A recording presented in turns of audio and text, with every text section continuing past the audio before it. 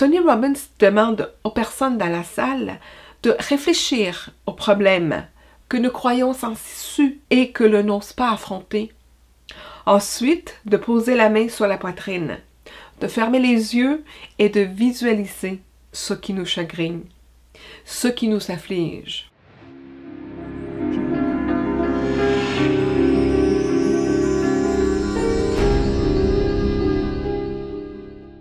Bonjour et bienvenue au dernier épisode de l'histoire de J'assume, ce site né en 2004 d'une histoire d'amour, mon histoire d'amour que je vous raconte dans ces quelques épisodes. Dans le dernier, je vous racontais comment j'avais pris tous mes forces pour me sortir de la dépression et puis mes efforts portent fruit. Il y a Alfred Lord Tennyson qui dit « Il vaut mieux avoir aimé et perdu que de n'avoir jamais aimé du tout. » Je change donc mes antidépresseurs pour ce qui me ramène naturellement à la vie. Je suis à l'affût de tout ce qui peut me rendre la motivation. Je commence à marcher. Vient ensuite la course.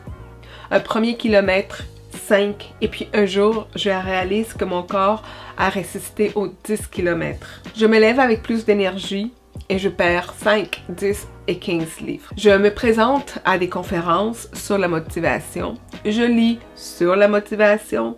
Je modifie mon régime. Bref, je mange, je bois et je dévore tout ce qui s'appelle développement personnel. En courant, j'écoute des balados de gourous comme Tony Robbins. Je lis ses livres, j'écoute ses vidéos.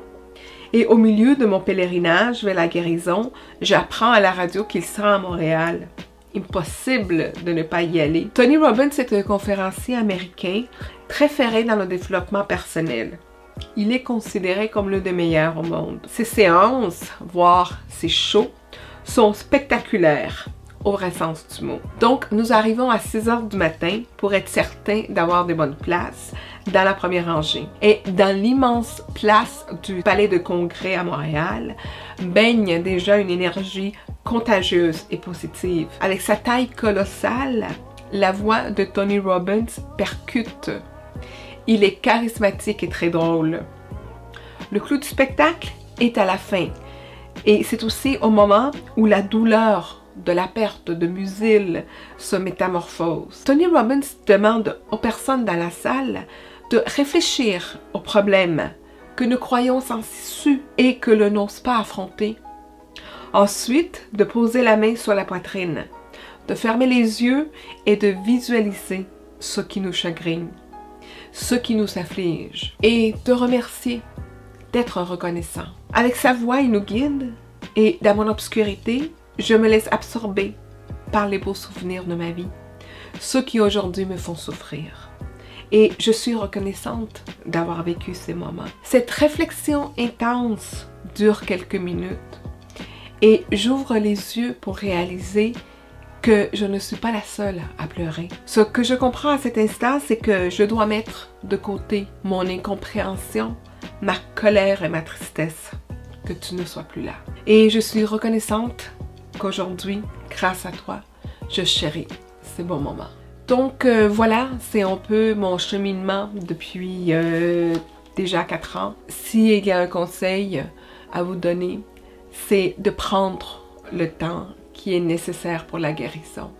Que ce soit une guérison de deuil, de séparation, d'une décision importante dans votre vie, donnez-vous le temps et n'écoutez pas la pression qu'il peut y avoir autour de vous pour vous remettre ou pour essayer telle ou telle recette ou des coachs qui vont vous dire voilà, avec ce package-là, en 12 semaines, en 20 semaines, tu vas aller mieux ou tu vas trouver l'homme ou la femme de ta vie ou peu importe. Il n'y a pas de package conçu one size fits all pour tout le monde. Non, du tout. Chaque personne est unique. Et puis, dans mon cheminement, bien que la lecture m'a beaucoup aidé, la méditation, le yoga, la marche, la course m'a beaucoup aidé aussi. Donc, essayez par vous-même de trouver cette passion qui va vous permettre de continuer votre vie, parce que si vous êtes, nous sommes tous ici dans cette vie, c'est pour une raison, pour une mission, et ce n'est pas fini. Donc voilà mon cheminement.